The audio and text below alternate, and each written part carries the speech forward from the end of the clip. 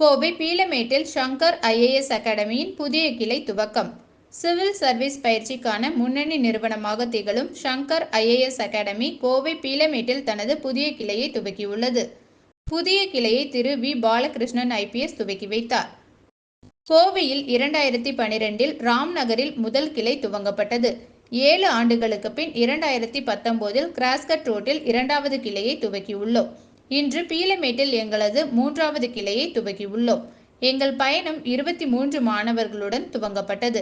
இப்போது நாங்கள் 10,000க்கும் மேற்பட்ட மாணவர்களுக்கு பயிற்சி அளிக்கிறோம். இது எங்கள் அர்ப்பணிப்புக்கு ஒரு சான்றாகும். துவக்க விழாவில் பேசிய பாலகிருஷ்ணன் ஐபிஎஸ், நிர்வாகத்தின் முதுகெலும்பாக சிவில் சர்வீஸ் திகழ்கிறது என்றும், இது ஒரு காலத்தில் உயரடுக்கினருக்கான களமாக கருதப்பட்டது. ஆனால் இப்போது அது ஜனநாயகம் ஆகிவிட்டது என்றார்.